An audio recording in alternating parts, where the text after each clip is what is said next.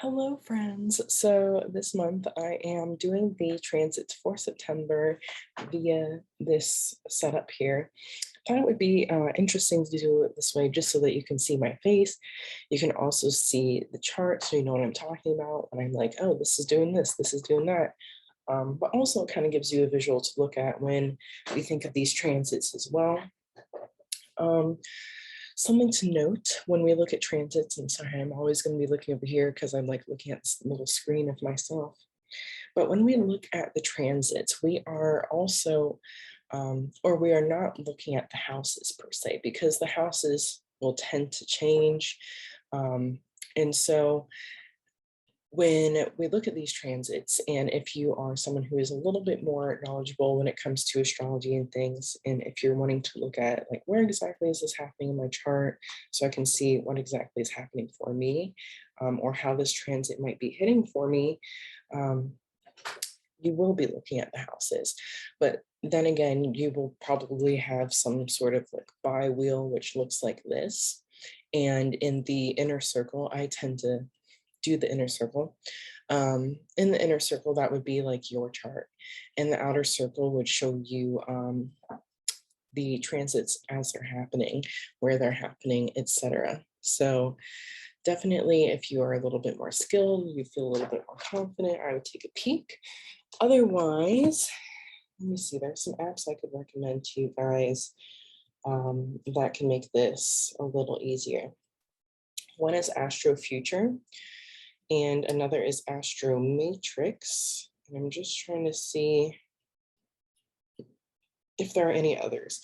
I like Astro Future because it will, I think they don't automatically send you notifications, so you kind of have to go into the app for them to send them to you, or to trigger that to happen. Time Nomad is another good one. Sometimes they will give you notifications as to like what is hitting where in your natal chart. But I love Astro Future because it gives you kind of a nice little breakdown. It tells you what elements are strongest, like air, earth, fire,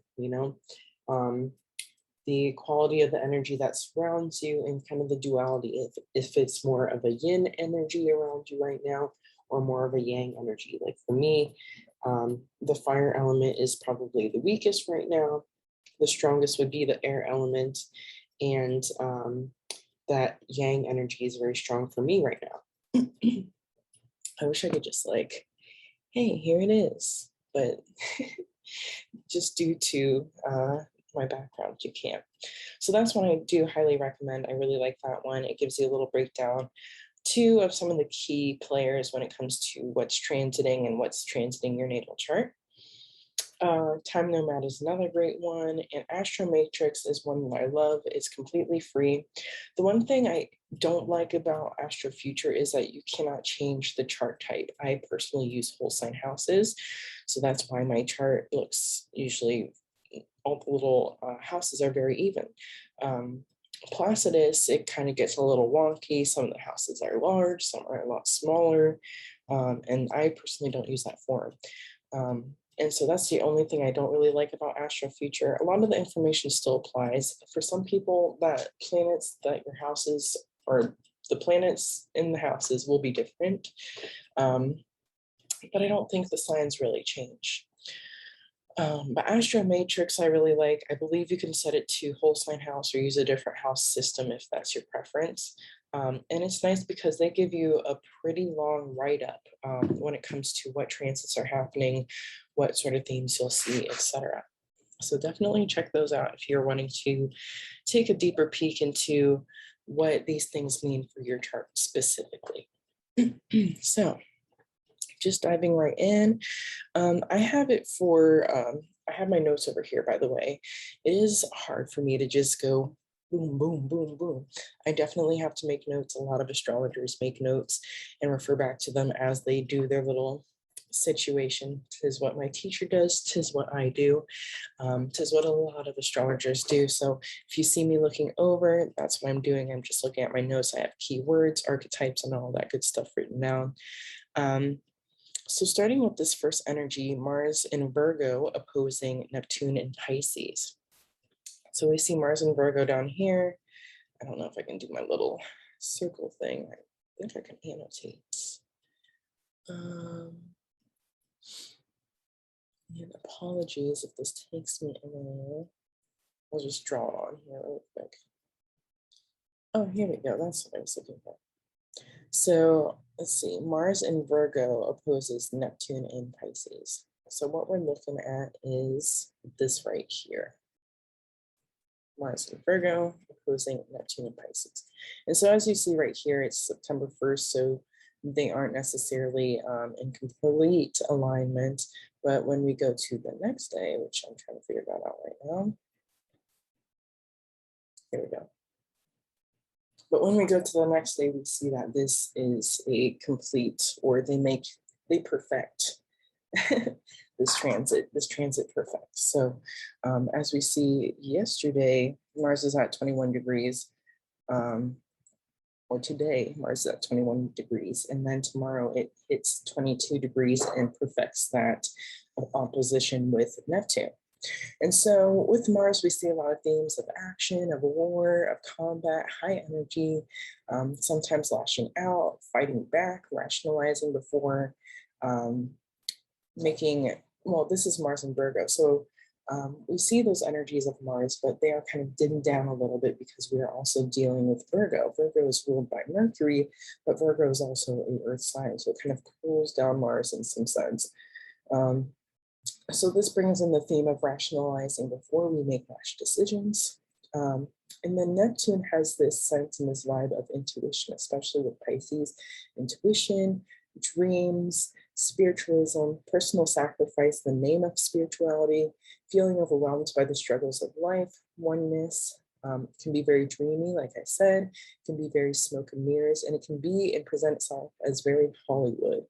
Hollywood in the sense of like, these people are really well dressed, they look amazing all the time, we see all these amazing photos of them, and that's kind of the perception that we have of them. But also Hollywood in the sense of like, that's how we perceive them because that's how they're shown to us, but that's not exactly who they are. And so with the combination of these energies, the opposition between Mars and Neptune, we can see this as fighting for a cause or even a lack thereof. Maybe not really having much of a cause within us and just kind of feeling combative just in general. So I have to plug in my computer real quick.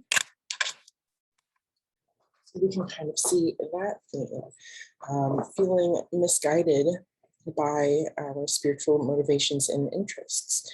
And so that can kind of surface as, oh, okay, I missed one little point, anarchy, or even feeling like there's no reason to fight.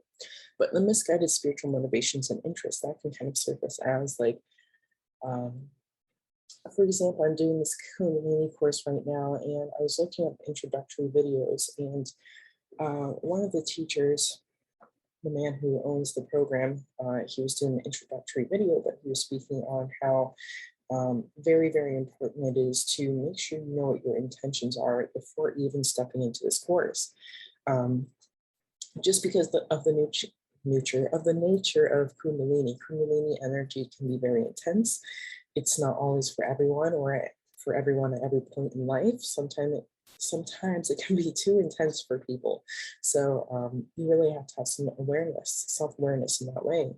But he was talking about how it's important to make sure that when you are doing this course, you have the right intention, because learning these practices just for the name of being able to say that you're more powerful than someone, that you're more knowledgeable, that you are more spiritual, that is kind of taking away from the whole purpose of why you are doing the thing in the first place, why you're taking the course. So making sure that your interests in your spiritual motivations, your interests and your spiritual motivations are pure, and your intentions are pure as well. We can also see this as energetic battles. That was something else that came up for me too when I was thinking of different themes and archetypes for these different transits. I was feeling like people who tend to be into the magical work, dark magic, white magic, whatever you want to call it, just magic in general, chaos magic, maybe in terms of like having, again, a different agenda where you feel like, oh, they wronged me, so, I got to go out and do this. And I'm not saying that I don't support people who do that, but there is definitely a time and place to do that work. And it is not every time someone does something wrong. It is not every time someone cuts you off while you're in traffic and the lady at the restaurant isn't able to give you the side that you want, or, your DoorDash person drops off your order and 2 meals are missing. It isn't doing all that crazy stuff for that. It's making sure that you, again, have that mindfulness and that awareness within you to know when it's time to act and when it's not, and when um, to just let the universe do its thing, because the universe will take care of it. So even if it's not within your time frame, it will be taken care of, because people just always have a way of catching themselves up. So making sure that we are being um, well guided in our decisions that we make. It's kind of like a mix of ego and spiritual when it comes to these energies. We can also see energetic battles. That was something else I was trying to get into. Voodoo for good or not so good purpose. That can go into chaos magic and all the other things. Energetic battle. So maybe psychic attacks and things like that, which we can definitely experience when sometimes I think of like the baby witches on TikTok, as people call them, who were trying to hex the moon or whatever, if that was what they were doing, or trying to hex these different things. That was just like, you kids clearly don't know what's going on here, so maybe just take it down a notch. But whereas maybe like a experienced practitioner receiving energy from the outside in ways of that nature. Kind of reminds me of this post that I saw on Instagram a few weeks ago, where someone was talking about this person who had ordered a candle from her to use on her because they were upset with her. And it's funny because, someone who is inexperienced might do something like that. They may think, oh, well, it's one of their possessions, there are energies on it, blah, blah, blah. But they often forget that a lot of these people that provide these services and these products are very skilled. And so even though you think you're having an upper hand, you might be kind of screwing yourself. So making sure that within this energy that feels kind of combative, making sure that we are stable and balanced in how we react to things right now. So let's see, some of the other key points I had were confusion in a direction to move forward, being overtaken by your ego or sacrificing your ego, learning to flow, releasing the need to control, new age ideals that disregard the shadow, so that, the love and lighters, as we call them, the love and light cult, who often feels like, oh, just love and light it away, it'll disappear. Wow, magic, Disney. And that's not necessarily what it is. A lot of them don't really recognize that there is a shadow. No shame to them in their practices. It's just that's a part of their evolution that they have to move through. Which also again reminds me of my Kundalini course, because he was talking about how in Kundalini, like, you'll have experiences, you'll see things, you'll experience things. But it's like the more you learn, the more you don't get so caught up in the, what does it mean? I got a Google search, I saw 222, I pulled this card, da da da da da da da da da. And then you just continue to confuse yourself because you're like, oh, it's all these things, there's all these things. But as you dive deeper and you become more experienced and you get further into your practice, you're better able to say, okay, yeah, I noticed that. I saw the 222, I pulled the card, I saw the yellow and green train, and that's great. They feel symbolic to me. I'm going to write them down now, and I'm not going to put too much energy into the, what is this? Let me go do the sleuth work. Let me go on a Google search. Let me read all these books. Sometimes the best thing you can do is just sit with that, be present with it, show gratitude toward it, and keep on moving. And then once you maybe go back through the journal, if you take an account of these different experiences you've had, maybe then you can say, oh, that did have its significance to me. but it's allowing yourself to be present for those moments rather than kind of removing yourself from them, trying to observe them so hard. Sorry for my alarm. So New Age ideals that disregard the shadow, New Age practices and actions that disregard respect for ancient history and tradition, accountability beginning, and then this is like a more physical part. Some people notice they want to work out more during this time, start caring about their physical fitness a bit more, creating more stable regimens, especially with that Virgo energy. Virgo tends to be very like methodical, organized scheduler.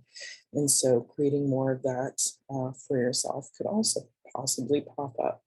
But yeah, those are some of the themes for this Mars and Neptune opposition that we might see.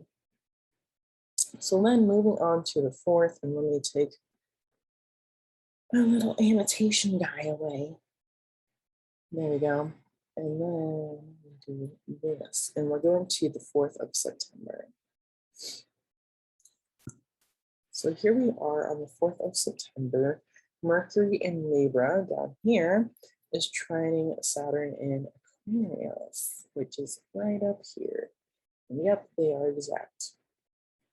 So we can take our little annotation. I just want to show you guys. There is Mercury here, trining Saturn in Aquarius, which you can also see the little triangles are trines. Excuse me. So, okay.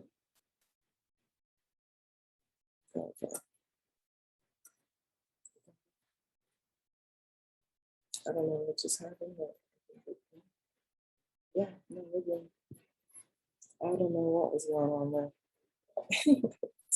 So we've got Mercury in Libra trining Saturn in Aquarius, both air signs. So that's also why it's a trine, because they are in the same element. But through this transit, we can see themes of thoughts creating careful action and planning for the future. So Mercury being in Libra, Libra creating balance, and you'll see that word come up a lot throughout this forecast, just because we're dealing with a lot of Libra energy. But balance, structure, balance in thoughts, communication, communication that serves both sides well, you know, finding a equal playing ground, equal playing level. Had some other things in here. Thoughts creating careful action and planning for the future. So also the communications that we might have during this time, if you have like a special meeting, a meeting with your boss or something like that, Saturn energy can kind of have like a bossy, boss-like sort of energy.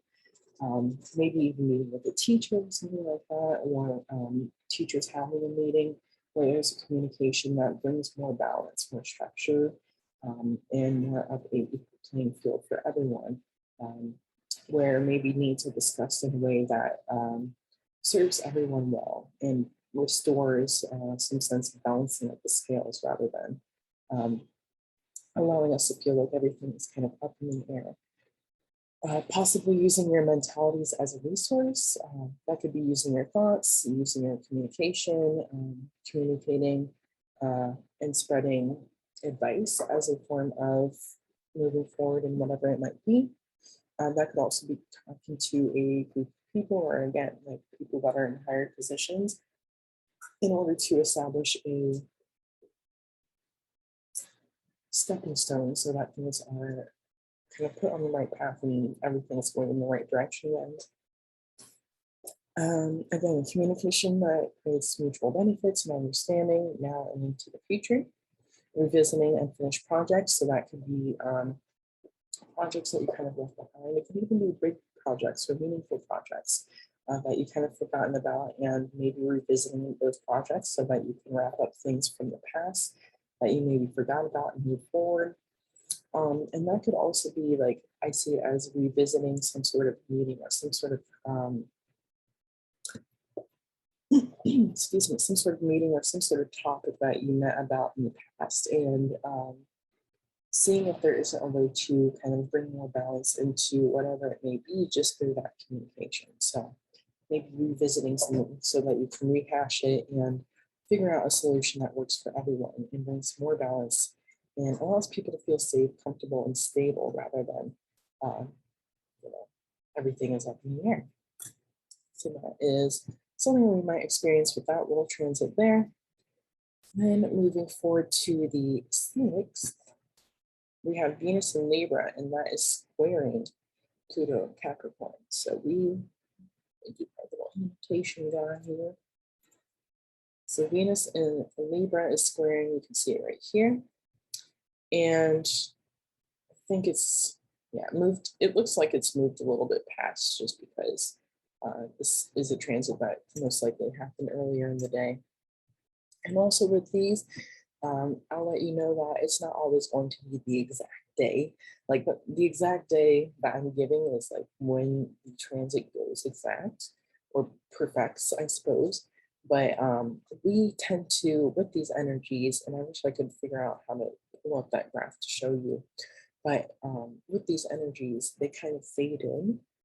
And then there's like this point where the energy is really, really strong. And then they kind of fade out. We still experience the energy, but not as strong. And then when we fade in, we're building into that energy, but it's not like we're sitting in it quite yet. So anyway, just pretend that this is, pretend that this is the 25th or the 24th degree. But earlier in the day, you'll see that. So I just don't feel like going back through the clock.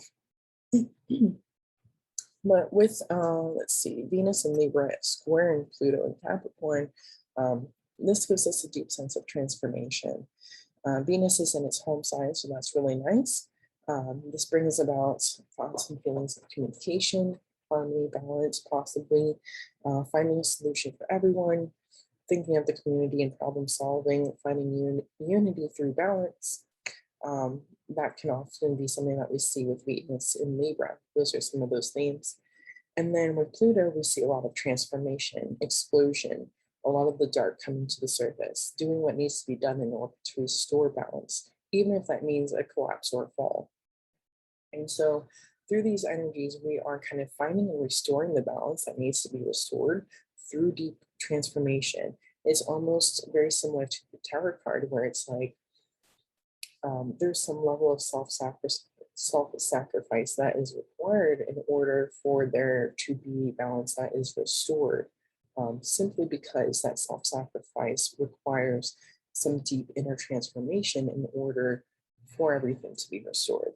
And so that doesn't necessarily only have to be on a personal level, that could be on a planetary level, on a level within your country, whatever the case might be. But a sense of restoring balance through a collapse or fall, through self-sacrifice, and just doing what needs to be done. So that's something that you might experience or feel on this day. Or even if you, I know that some people do like a form of self-sacrifice as a devotional practice. And so if you're thinking about doing something like that, this might be a day for that. It might be a little bit heavier because it's Pluto. So there's deep energy for transformation.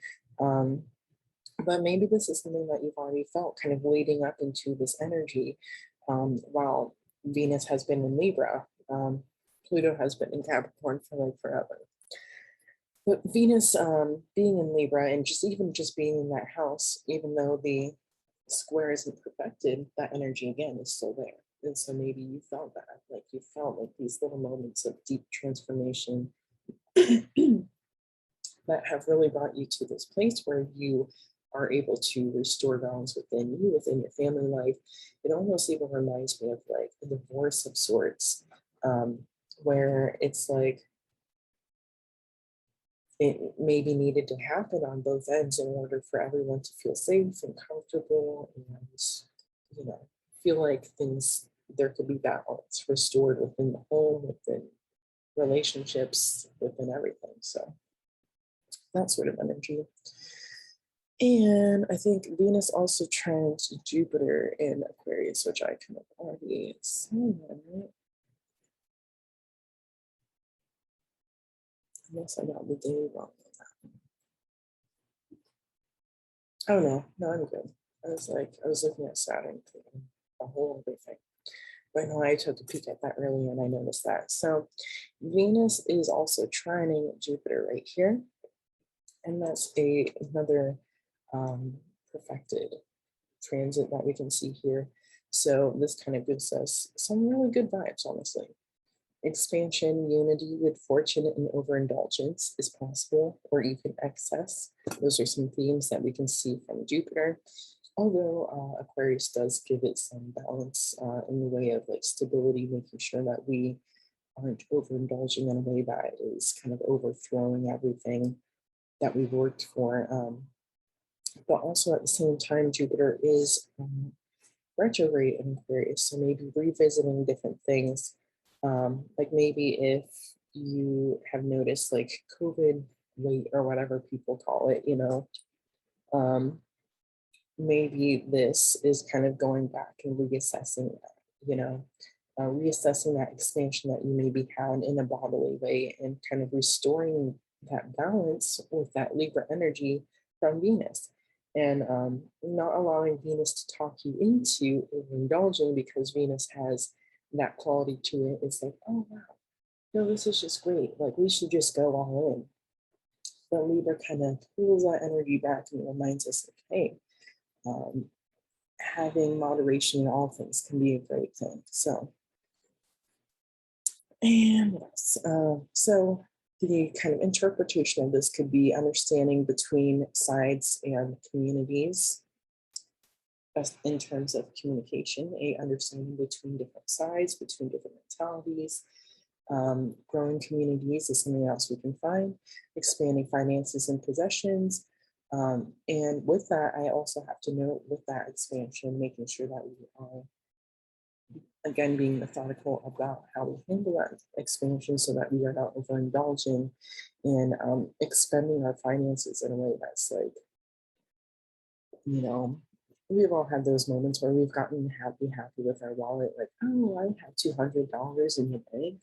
And then you keep thinking, oh, I have $200 every time you make a purchase. And then when it comes to your last purchase, you're thinking, oh, I have $200. And then it's like, oh, your bank account is empty.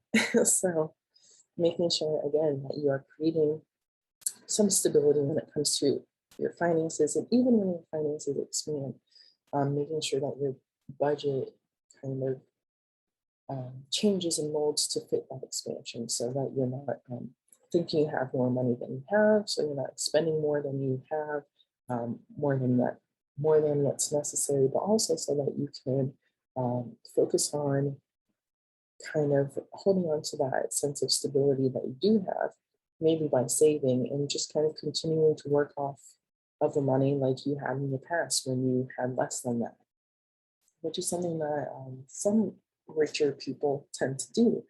I remember I had like a professor or teacher once, and he would say, like, yeah, I'm well off, but I still drive a Toyota Corolla, and my house is just a 2-story home, and I still shop at Walmart, and I get my clothes from Marshalls.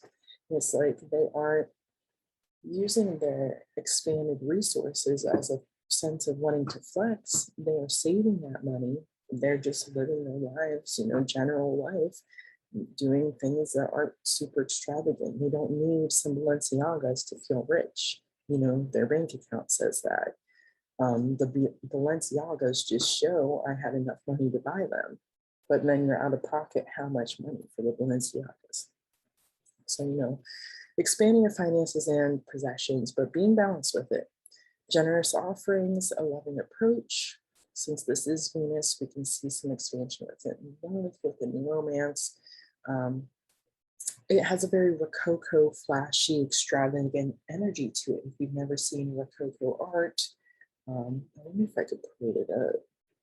Maybe I'll post a picture as my picture in Patreon.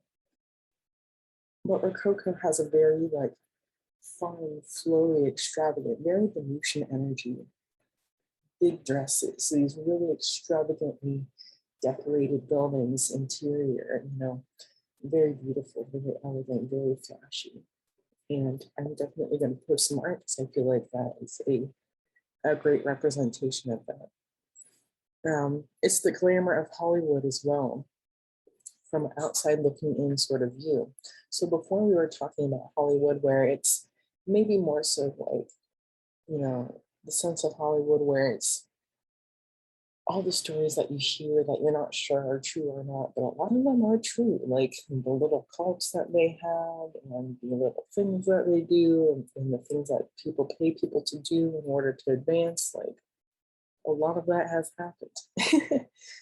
As much as we may want to believe it or not. I've had some people that have been in situations and scenarios like that that have told me about experiences. So definitely there's the mask of Hollywood that we see from the outside view looking in is just what we see, but there's definitely something underneath that mask. We can also see benefit events come up around this time. Again, romance, and vibrant sexuality, even tantra could be prevalent during this time.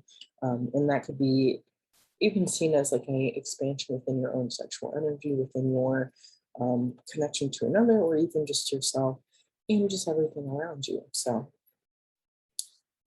that is that. I'm trying not to go too long on each of these just because I want to make sure I hit all of them and I'm not taking forever. So the next one is the new moon in Virgo, which I'm just going to put my date down here. Yeah, I think, oh, actually, there it is. But let me just do a quick Google search so I honestly forget. Delete. Yeah, right, September 6th. So yes, we've got the new moon in Virgo happening on this day as well. I will probably make a post. I'm going to make a reminder for myself so I don't forget to do a post. It's moving out. Oh no, I was playing by days. My bad. So as you can see, and see how quickly the houses change. That's why we don't use them in transits usually. But there you go. See, both at 14 degrees. That's our new moon right there. There's a strong trine to Uranus as well. But anyway, I will go over that when we get closer to that day. I'll make a little post and I will make a reminder for myself because it's going to be another busy weekend. So and sometimes I just like get so caught up in the busy that I forget that life goes on otherwise. So then we'll put these back down here because that kind of like tell me where they can give you more of a uniformity as we move forward.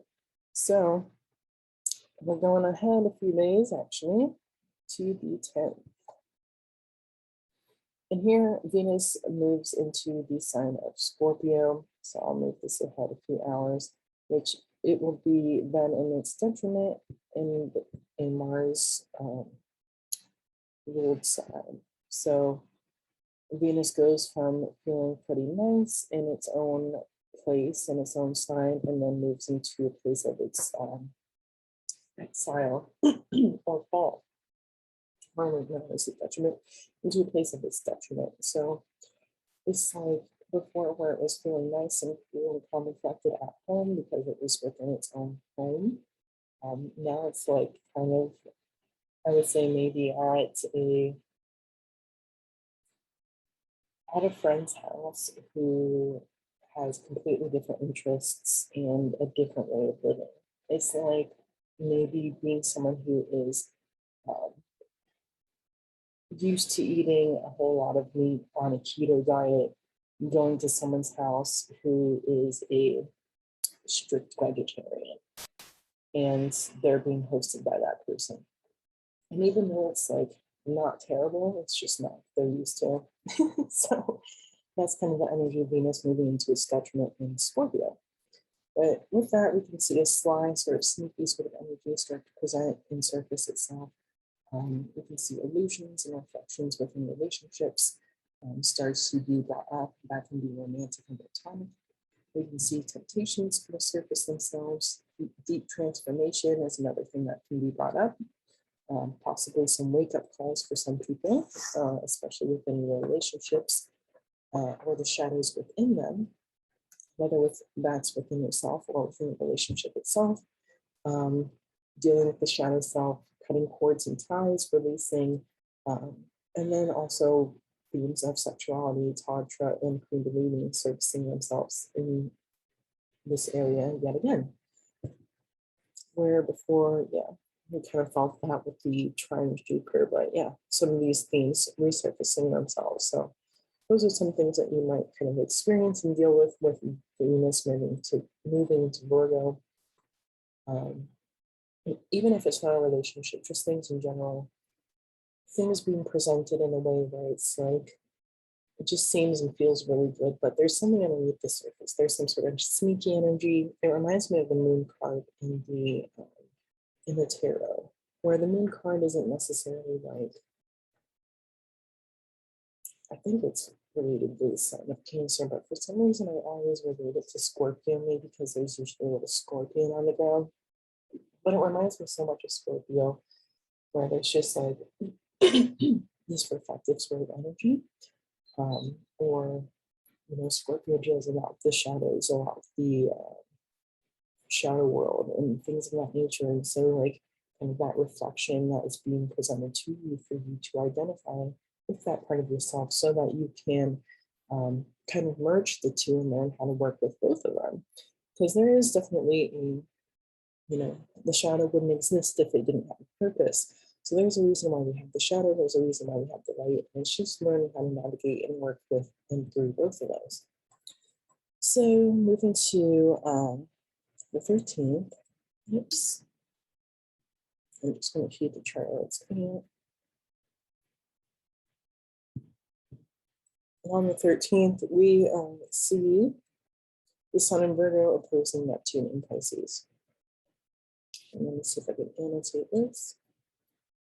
Sun in Virgo opposing Neptune in Pisces. So here we go.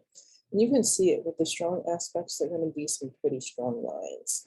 In the weak ones, as you can see with this here, this trine line here, it's not going to be as strong. So just ignore this. I don't know how to erase the individual line itself. Oh, wait, figured that out. So we have this opposition between the Sun and Neptune, the Sun in Virgo and Neptune in Pisces. The Sun has this energy, this vibe of meaning, of purpose, details, focus, logic, habits, and this is kind of combined with that Virgo energy, cycles, resources, and sources, and efficiency. And Pisces has some of those same themes of before that I mentioned. Very dreamlike nature, something that is kind of surreal. Again, like I said, dreamy. I can see if I can find them. Probably not going to be able to find it as quickly as I'm hoping. But yeah, intuitive energy, things of that nature, things that I kind of spoke about before. So we're seeing some more of those themes. But combined, we might start to see some themes of like information without sources. Kind of reminds me of like Facebook and Instagram and all social media platforms where people are just like, breaking news, this is not good for you, blah, blah, blah, blah, blah, blah, blah, blah, and they don't have any sources to back it up. And it's just like, okay, so how did you find that out? Like, at least drop a source. Because otherwise, so many people repost it and they're like, oh my gosh, you see this, and then it's like, you go to fact check it and it's like, what were we believing again? So, information without sources, opinions and organized thought presented as facts, confusion and purpose, new vision, wisdom, deepening spiritual practice or revisiting establishing habits when it comes to spiritual practice. So if you have been slacking off for quite some time, I won't call it slacking off, but sometimes life just gets in the way.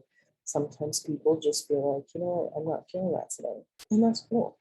But we definitely want to make sure that we get back to the practices. So maybe reestablishing habits when it comes to that. A sense of breakthrough, spiritual purpose, God complex can come up. Kind of reminds me of cult energy too. Which is something I'll get to. Self-made and appointed guru.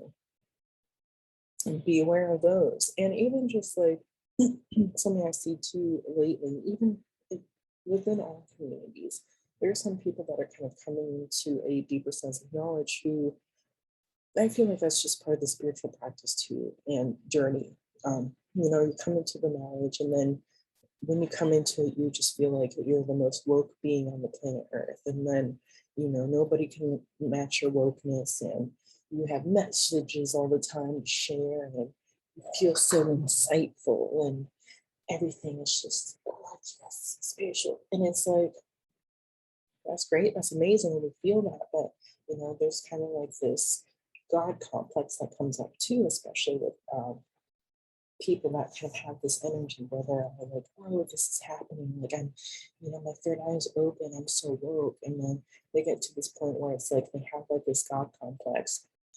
And sometimes that's where it kind of stops for people. Something else I learned in my Kundalini course, but sometimes that's where it stops for people because you feel like, well, I'm woke.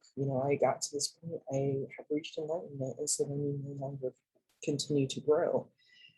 And then you kind of start to kind of fall off in a way, even though you feel like you're still on the path. You begin to kind of feel like your information is it. Like, everything, and, you figured out the secrets to the universe, just you alone as a human.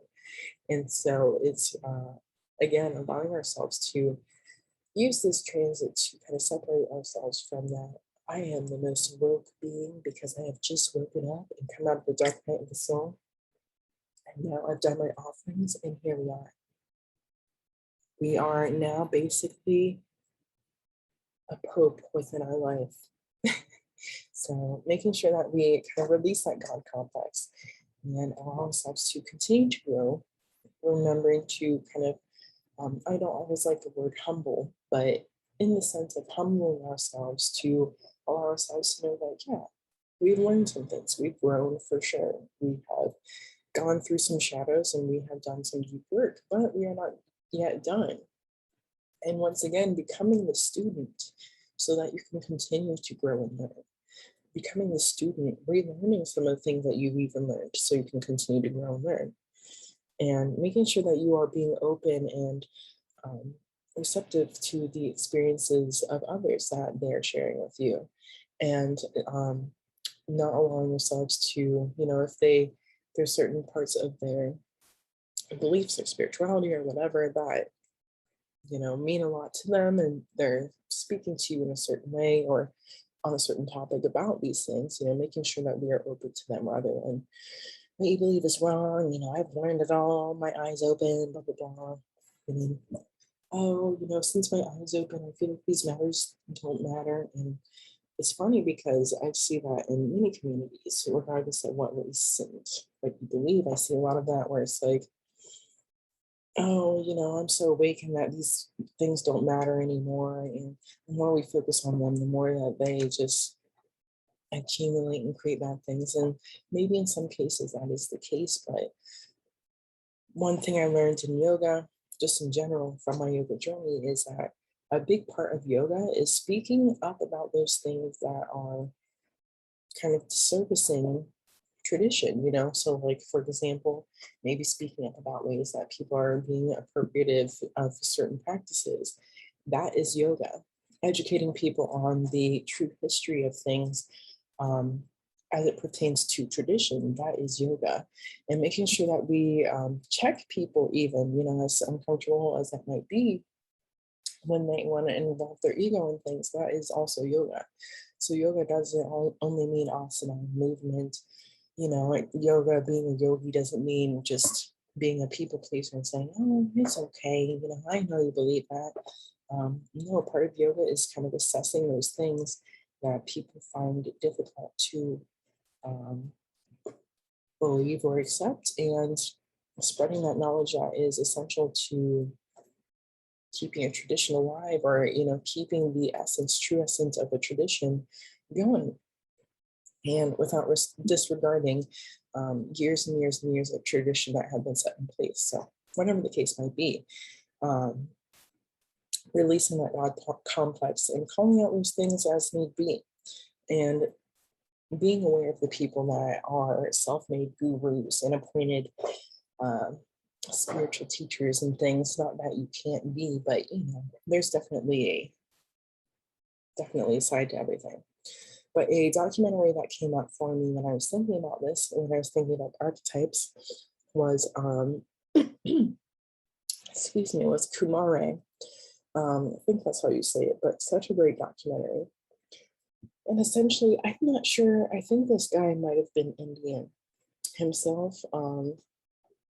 But basically, he was kind of doing like a social experiment where he just wanted to see, how easy it would be for him to become a guru and how easy it would be to have a following, for people to automatically just be like, oh, he's a guru. He must know what he's talking about. So let's follow him. But I think he basically had a team of people kind of give him his look. He had like a long beard. He wore robes all the time. He would go to different yoga studios and connect with people, and he gained this huge following. And I don't know if I want to give it away or not, but by the end, he basically had to tell everyone, and I think he might have mentioned this in the beginning anyway, what his plan was, but he had to tell everyone, like, hey, like, I'm just a regular guy. I'm from LA or wherever he's from. I thought it was LA. Just a regular dude, born and raised here in the US, something like that. And I just wanted to see, this was a social experiment. And it was funny because some people were really upset. Some people were, okay, I still learned a lot. And some people were like, no, you're a guru. Like, you are it. You are that.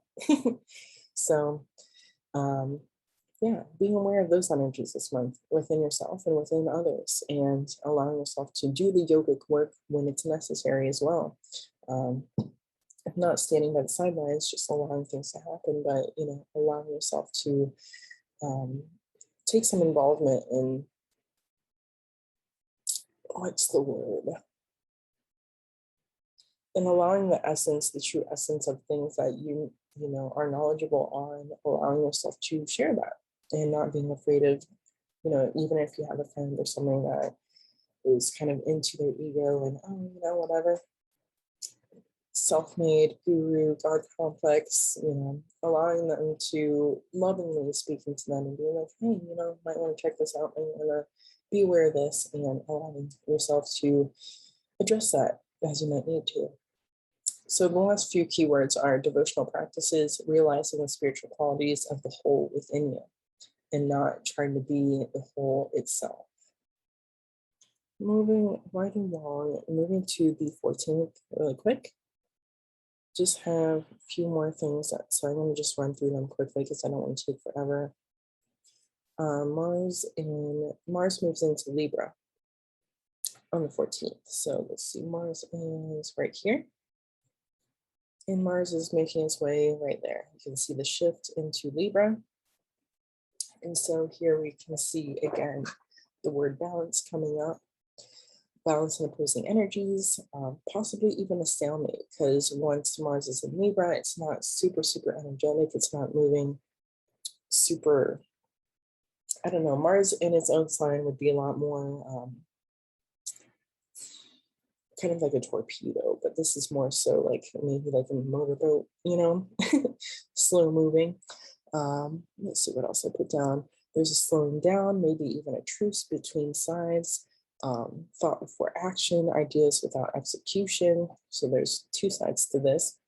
This could also surface as passive aggressive or passive aggression, knowing things that are wrong but not wanting to upset anyone. Again, passive aggression. Entering arguments from a place of balance. Mental debates and challenges as opposed to physical exertion of Mars energy. So yeah, this is more of like a mental sort of energy rather than physical exertion. As you can see with passive aggression, which is more so a mental energy.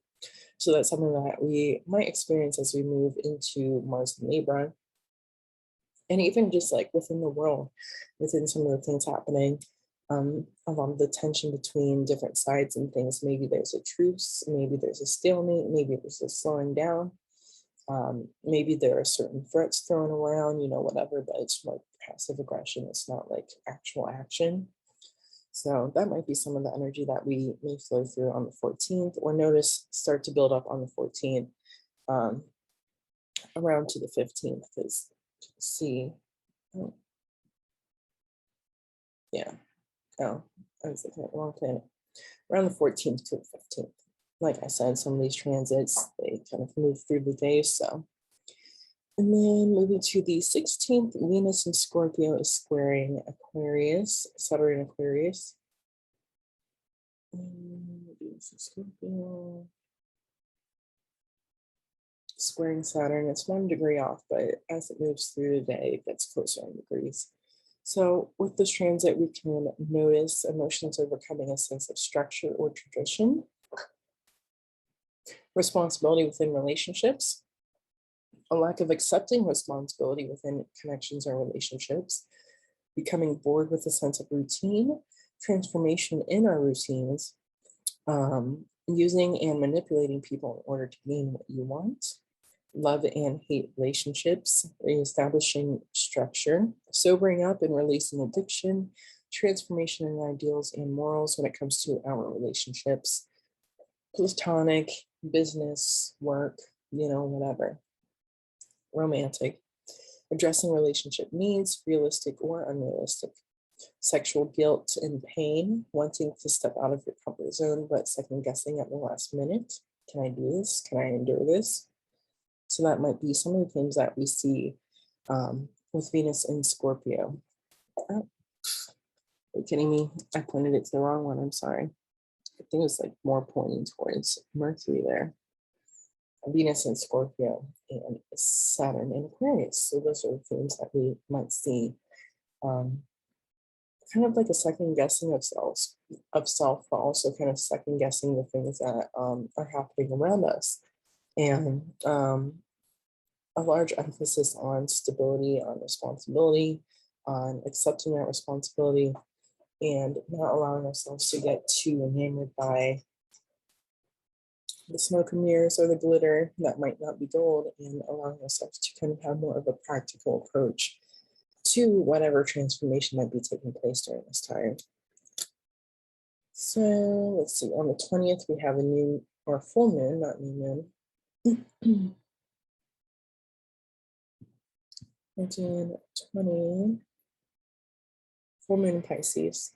And you can see it here. There is a opposition between the sun right here and the moon right over here. And so that is a full moon. I'll go into that on the 20th a little further. And then the 22nd, we have the sun moving into Libra. And so you can probably see it right there. There it is, 29 degrees of Virgo. And then it moves right into Libra.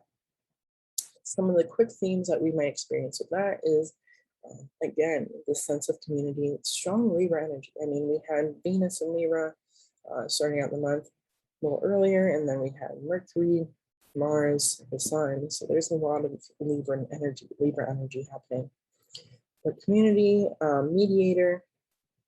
mediators, calming, harmony, charming sort of energy, diplomacy, law and order, finding a way for everyone to win and be happy. So again, sort of this energy of like, hey, a suicide has come to a conclusion here, so that we're not just overexerting ourselves and going crazy.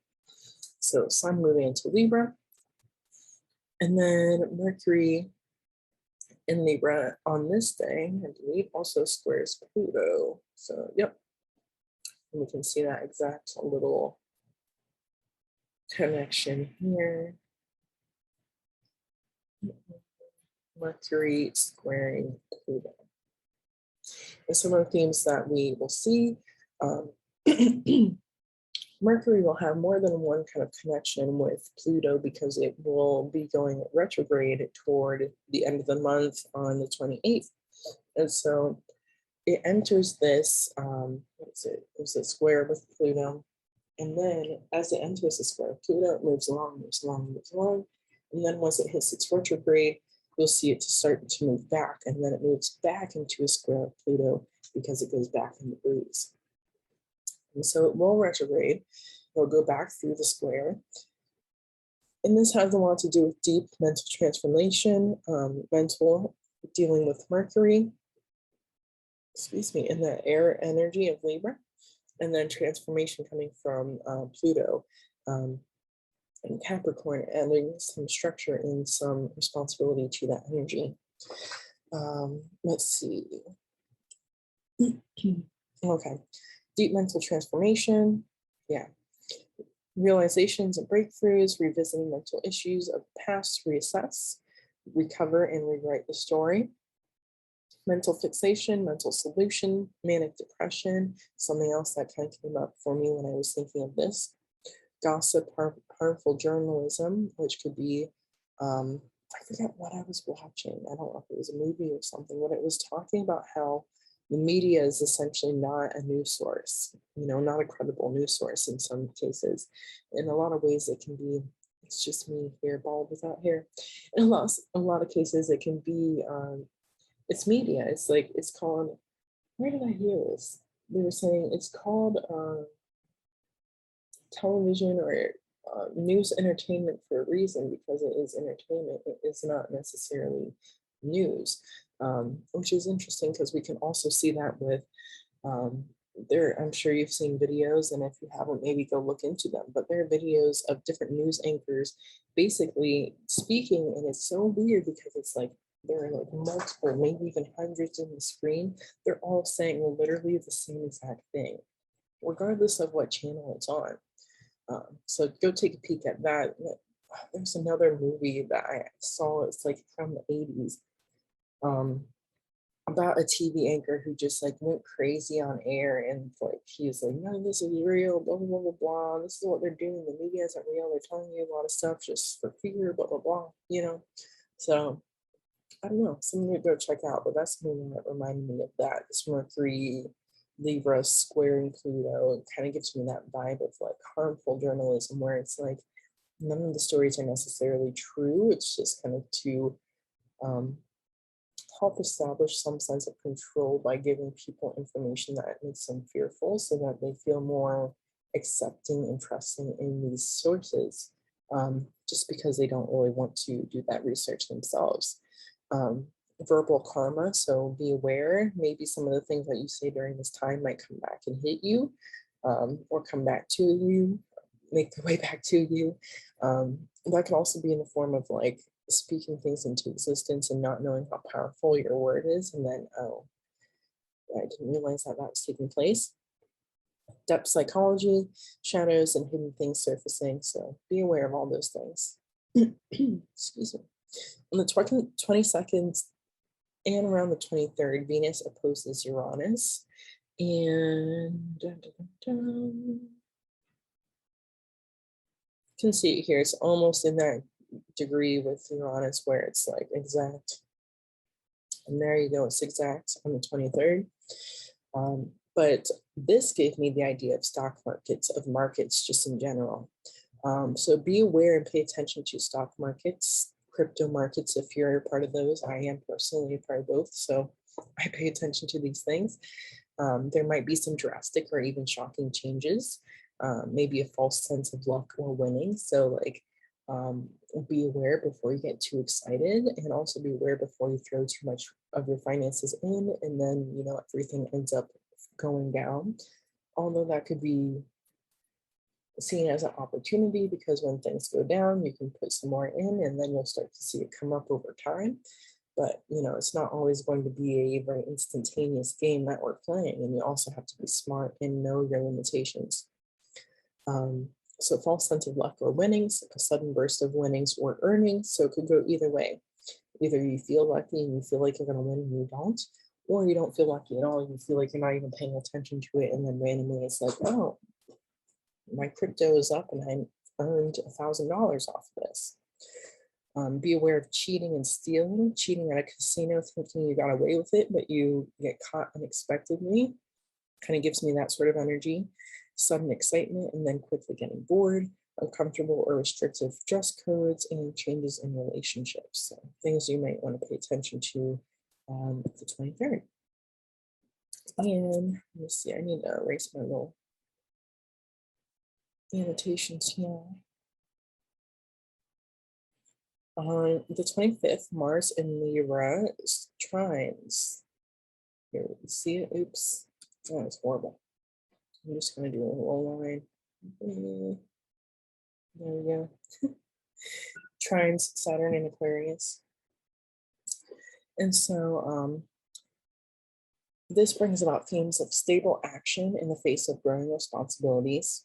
Instead of acting out quickly, maybe a more methodical approach and effort when it comes to achieving your goals and putting in effort towards your goals. This can also address the work that you put in that builds a foundation for those things that come after you, for the people that come after you, for not come after you, but like the people that come after you, generations, new people in the workplace, etc. Setting things up that creates a beneficial environment for them when they start to step in. Let's see. Passive aggression and effort when it comes to goals. And that's something else that can be seen. The work that you put in builds a foundation for those that come after you, possibly including yourself. Ambition, motivation, discipline, and balanced effort, all very important themes that we'll see on the 25th. Forgot to do on that. And that was, what was that? Mars. Here we go. So my annotation is wrong, but you see this strong trine line is the most bold dark blue line, and that's between Mars and Sun. And let's see, on the, Mars trining Saturn. On the 28th, moving right along, Mercury in Libra goes retrograde. And so where's Merc? There it is. So it could also be the 27th too, but see, it's black right now and it turns red. And that means it's going retrograde. And as you can see, if I continue to click, it's going back in degrees. And so it's going to be re-entering that, that relationship with Pluto as it does. See, it's at the 25th degree. It left that little square with Pluto, and now it's going back and it becomes exact again. So you can see that towards the end of the month. But on the 28th, Mercury goes retrograde, 27th, 28th. And that brings about themes of a false sense of frantic urgency before the energy, a false sense of urgency before the energy is right. So kind of reminds me of like, I made a note here, I thought, but it's like later realizing that the urgency wasn't necessary in the first place. Being excited for a launch for something, it's like waiting outside of Best Buy, or no, it's like waiting for the new Apple phone, and often people are like, oh yeah, give it a minute, because they're going to have some bugs, they're going to have some things to work out. The new OS is not as amazing, so maybe give it a month before you get the new phone, or even get the last one because the bugs are already worked out. But a lot of people do jump the gun and they get the phone and then they're sitting there completely annoyed, and that's why there's so many bad reviews on the Apple website right initially, or on the Amazon website right initially when these things come out, because people are like, oh, this bug, that bug, this went wrong.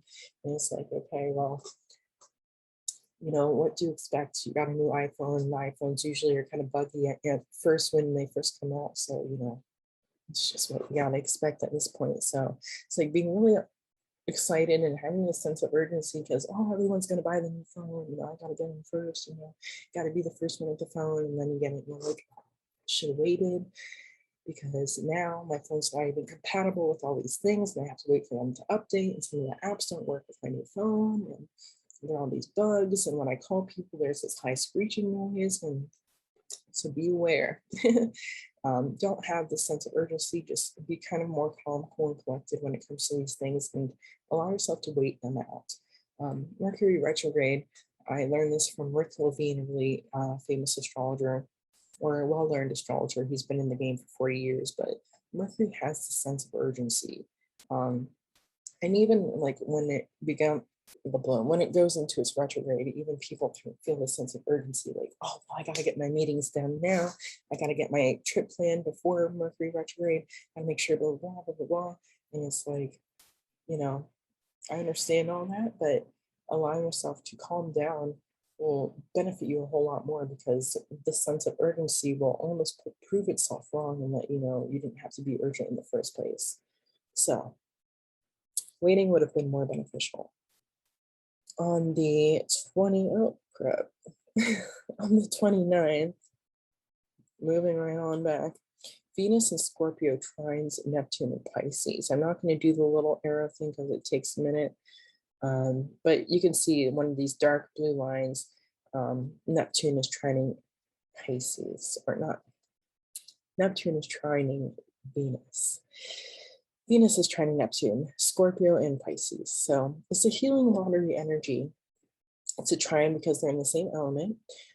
It's a mystical sort of energy, magical and surreal, possibly a good time to connect with your guides and spiritual energies.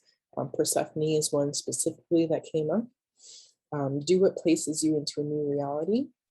Enhanced, sweet, and loving atmosphere when it comes to your dreams. That could be both your dream goal dreams, or that could be like your actual dreams. And a reunion with the spirit who has passed on via your dreams.